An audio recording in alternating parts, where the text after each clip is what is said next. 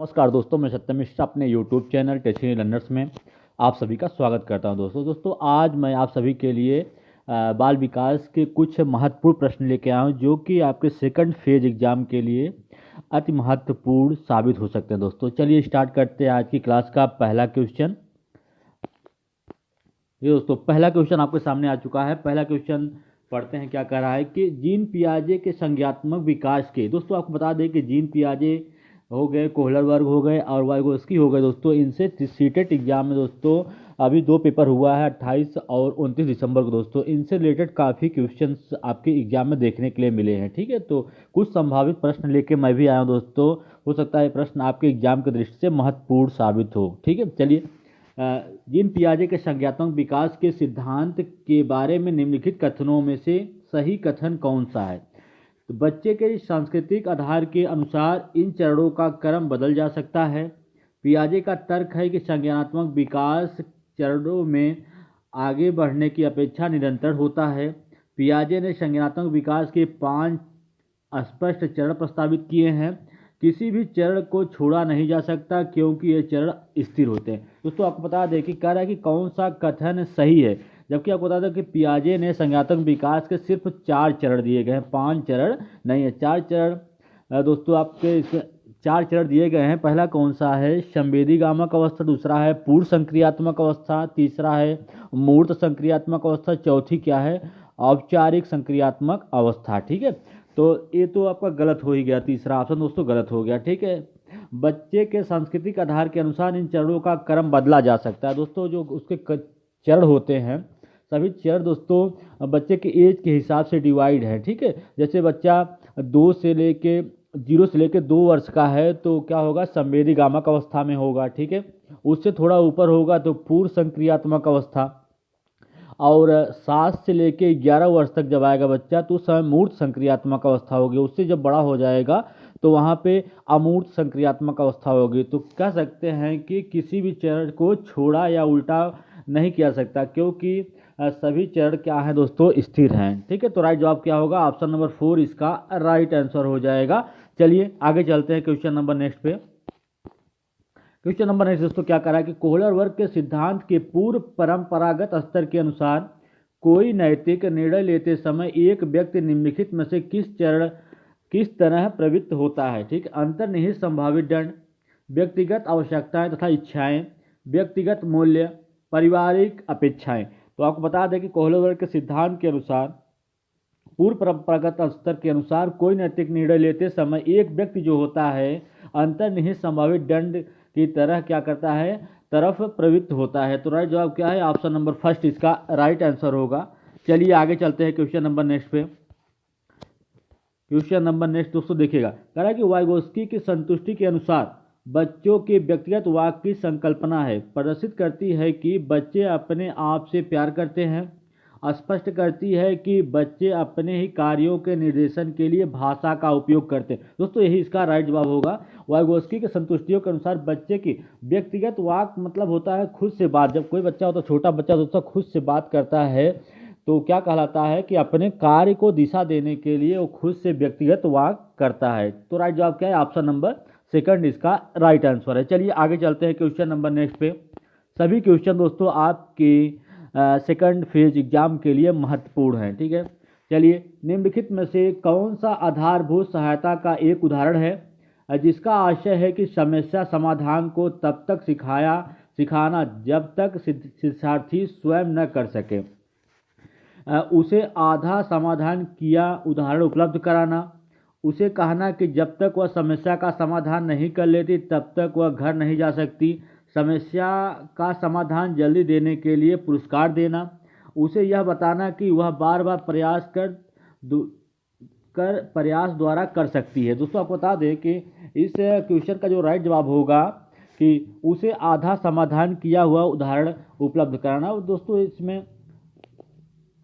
पाड़ जो होता है दोस्तों सहायता प्रदान करना कि मतलब उसे आधा समाधान किया हुआ उदाहरण उपलब्ध कराना, यही इसका राइट आंसर होगा। चलिए आगे चलते हैं क्वेश्चन नंबर नेक्स्ट पे। क्वेश्चन नंबर नेक्स्ट देखिएगा, राष्ट्रीय पाठचर्चा की रूपरेखा 2005 के मार्गदर्शन सिद्धांतों के विषय में सत्य कथन कौन सा है।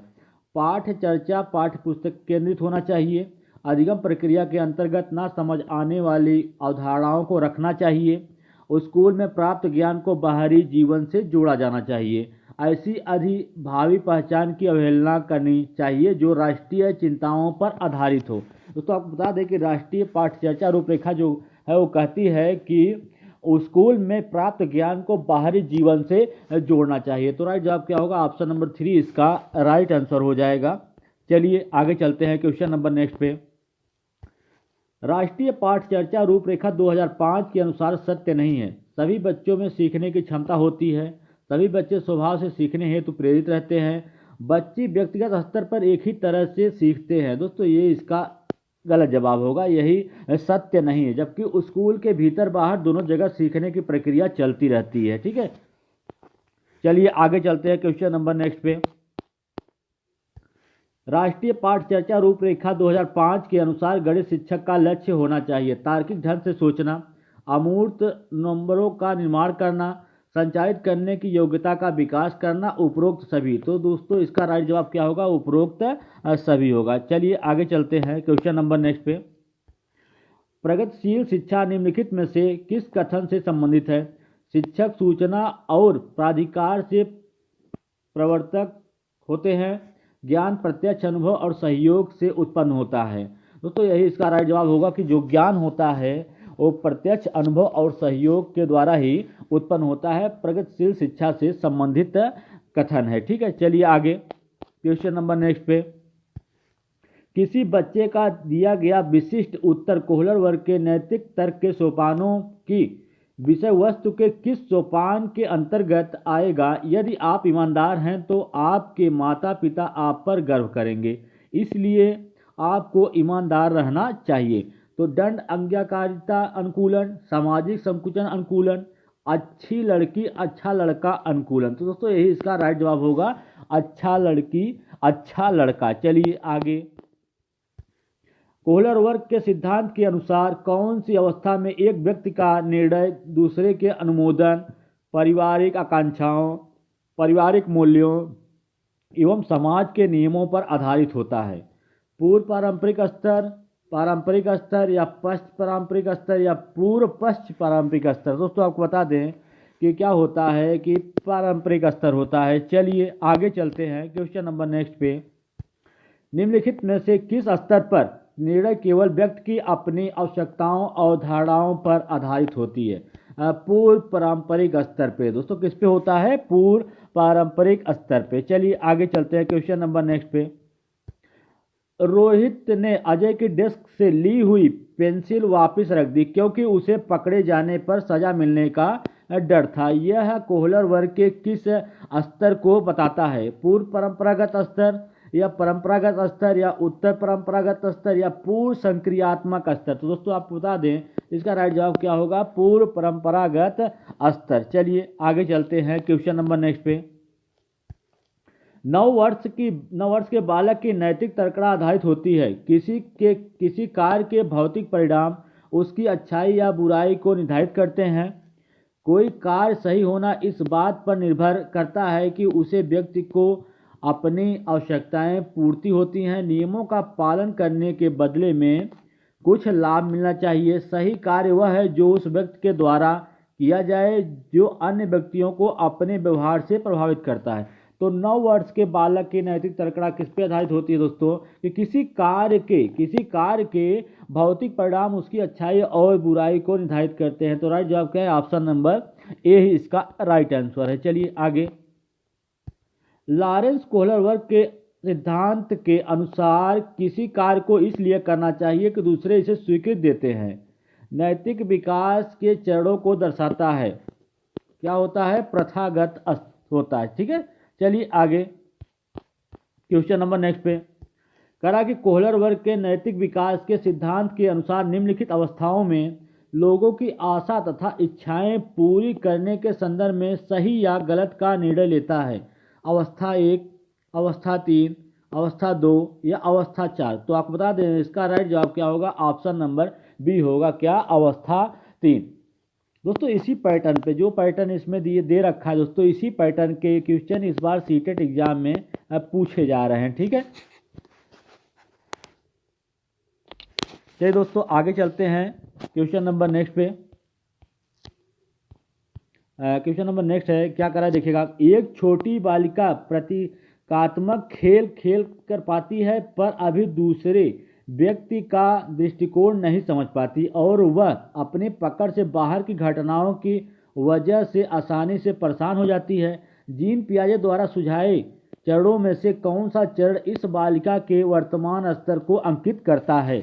संवेदी गामक अवस्था, जो कि 0 से लेकर 2 वर्ष तक की अवस्था होती है। पूर्ण संक्रियात्मक अवस्था होती है दोस्तों, और मूर्त संक्रियात्मक अवस्था होती है 7 से लेकर 11 वर्ष तक की अवस्था होती है। औपचारिक संक्रियात्मक अवस्था 12 से ऊपर की अवस्था जो होती है। ठीक है, तो ये दोस्तों 3 से लेकर 6 वर्ष तक की जो अवस्था होती है पूर्ण संक्रियात्मक अवस्था, यही इसका राइट आंसर होगा। चलिए आगे क्वेश्चन नंबर नेक्स्ट पे। 2 गिलासों में समान मात्रा में जल है, परंतु अनु सोचती है कि लंबे गिलास में छोटे और चौड़े गिलास से अधिक जल है। जीन पियाजे के अनुसार अनु की सोच का आधार क्या है। क्रमबद्धता, परिपक्वता, केंद्रीयता या संरक्षणता। तो क्या है इसका आधार, केंद्रीयता है। ठीक है दोस्तों, चलिए आगे क्वेश्चन नंबर नेक्स्ट है दोस्तों कि एक बच्चा सिर्फ मूर्त वस्तुओं के साथ ही समस्याओं का समाधान कर सकता है। उसकी समस्या समाधान की यह विशेषता किस स्तर के अंतर्गत आती है। तो आपको बता दें कि मूर्त वस्तुओं के साथ समस्याओं का समाधान कर सकता है। तो मूर्त संक्रियात्मक अवस्था जो स्टेज 3 है दोस्तों, किसका, पियाजे का, जो कि 7 से लेकर 11 वर्ष तक की अवस्था है दोस्तों, यही इसका राइट आंसर होगा। चलिए आगे चलते हैं क्वेश्चन नंबर नेक्स्ट पे। कराए कि कौन सी स्थिति पाड़ का उचित उदाहरण है। पाड़ मतलब होता है दोस्तों उचित मात्रा में सहायता या सहयोग करना। ZPD दोस्तों, इसी को क्या कहते हैं, ZPD भी कहा जाता है कि वाइगोस्की का सिद्धांत है दोस्तों ये। सुमित अपनी मित्र का अपनी उत्तर पुस्तिका उत्तर के नकल करने के लिए देता है। सुमित अपने मित्र को जरूरत अनुसार उचित मात्रा में प्रश्नों को हल करने में मदद करता है। दोस्तों यही इसका राइट जवाब होगा, सिर्फ प्रश्नों को हल करने में मदद करता है जहाँ पे उसको ज़रूरत पड़ती है। इसी को ZPD भी कहा जाता है दोस्तों। कभी कभी एग्जाम पूछ लेता है कि ZPD जो सिद्धांत है किसका है, तो वाइगोस्की का है। ठीक है, चलिए आगे चलते हैं क्वेश्चन नंबर नेक्स्ट पे। वाइगोस्की के सिद्धांत के अनुसार बच्चों के सीखने के लिए क्या महत्वपूर्ण है। इनाम, सजा से बचाव, सामाजिक अंतःक्रिया। दोस्तों क्या है इसका राइट जवाब, ऑप्शन नंबर सी इसका राइट जवाब है, क्या, सामाजिक अंतःक्रिया। चलिए आगे चलते हैं क्वेश्चन नंबर नेक्स्ट पे। किसने प्रस्तावित किया है कि सांस्कृतिक उपकरण संज्ञानात्मक विकास में महत्वपूर्ण भूमिका निभाते हैं। लेव वाइगोस्की, जीन पियाजे, BF स्किनर, लॉरेंस कोहलरबर्ग। तो कौन है दोस्तों, वाइगोस्की है। चलिए आगे चलते हैं क्वेश्चन नंबर नेक्स्ट पे। पियाजे के संज्ञानात्मक विकास के चरणों के अनुसार इंद्रिय गामक अवस्था किसके साथ संबंधित है। किसके साथ संबंधित है, अनुकरण, स्मृति और मानसिक निरूपण। यही इसका राइट जवाब है कि इंद्रिय गामक अवस्था किसके साथ संबंधित है, जो कि 0 से लेकर 2 वर्ष तक की अवस्था होती है दोस्तों। किसके साथ संबंधित है, अनुकरण, स्मृति और मानसिक निरूपण। तो राइट जवाब क्या है, ऑप्शन नंबर फर्स्ट है। चलिए आगे क्वेश्चन नंबर नेक्स्ट पे चलते हैं।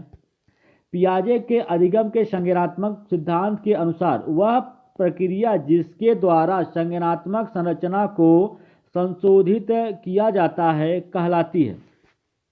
समावेशन, स्कीमा, प्रत्यक्षण या समायोजन। तो क्या कहती है दोस्तों, समायोजन कहलाती है। चलिए आगे चलते हैं क्वेश्चन नंबर नेक्स्ट पे कि किस के अलावा निम्नलिखित में से सभी पियाजे की मूर्त संक्रियात्मक अवस्था का हिस्सा है। मूर्त संक्रियात्मक अवस्था जो कि 7 से लेकर 11 वर्ष तक की अवस्था है दोस्तों, इसमें कौन सा ऐसा है कि जो मूर्त संक्रियात्मक अवस्था का हिस्सा नहीं है। जैसे पलटावी, ये सही है।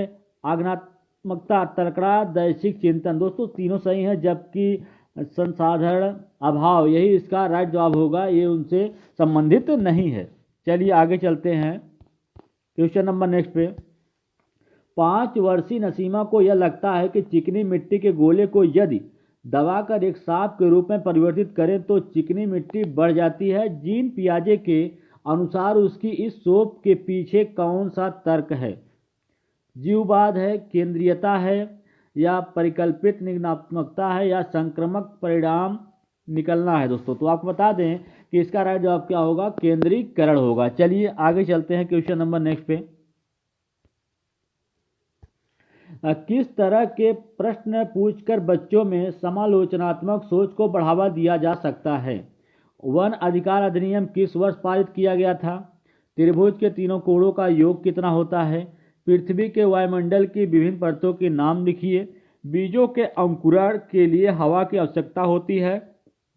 सिद्ध करने के लिए एक प्रयोग की रूपरेखा तैयार करना। दोस्तों यही इसका राइट जवाब होगा। ऑप्शन नंबर 4 इसका राइट जवाब होगा, या डी। ठीक है, चलिए आगे क्वेश्चन नंबर नेक्स्ट पे करा कि किस अवस्था में बच्चे वस्तु स्थायित्व की समझ को तो बना लेते हैं, परंतु यह नहीं समझ पाते कि क्रियाएं परिवर्तनीय हैं और उनके निर्णय चीज़ों की मौजूदा दिखावट पर निर्भर करते हैं? संवेदी गामक चालक, या पूर्ण संक्रियात्मक, मूढ़ संक्रियात्मक, या अमूर्त संक्रियात्मक अवस्था? तो राइट जवाब क्या है कि पूर्ण संक्रियात्मक। ठीक है, चलिए आगे क्वेश्चन नंबर नेक्स्ट पे।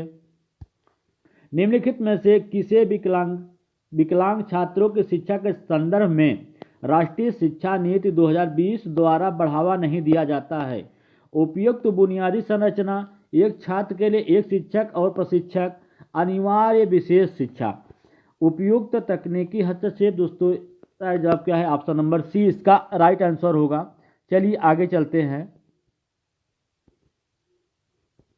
क्वेश्चन नंबर नेक्स्ट पे। चलिए क्वेश्चन नंबर नेक्स्ट क्या है दोस्तों कि राष्ट्रीय शिक्षा नीति 2020 में खाली स्थान दिया है से तक शैक्षिक बदलाव का प्रस्ताव है। कब तक शैक्षिक बदलाव का प्रस्ताव है दोस्तों? कि रचनावाद और व्यवहारवाद। राष्ट्रीय शिक्षा नीति 2020 में रचनावाद या व्यवहारवाद, रटन अधिगम या संकलनात्मक समझ, पूछताछ आधारित शिक्षा, या प्रयोग और अभ्यास अधिगम के लिए मूल्यांकन अधिगम का आकलन। तो दोस्तों आपको बता दें कि इसका जो राइट जवाब होगा कि राष्ट्रीय शिक्षा नीति 2020 में से तक शैक्षणिक बदलाव का प्रस्ताव है। तो रटन अधिगम से क्या कर देना है? संकलनात्मक समझ में विकसित करना। दोस्तों राइट जवाब क्या होगा? ऑप्शन नंबर सेकंड इसका राइट जवाब हो जाएगा। दोस्तों इस तरीके से अनेक वीडियो के लिए दोस्तों आप मेरे चैनल से जुड़े रहिए। मेरे चैनल को सब्सक्राइब करिए दोस्तों, ताकि मेरे द्वारा डाले गए प्रत्येक वीडियो का नोटिफिकेशन आपको मिलता रहे।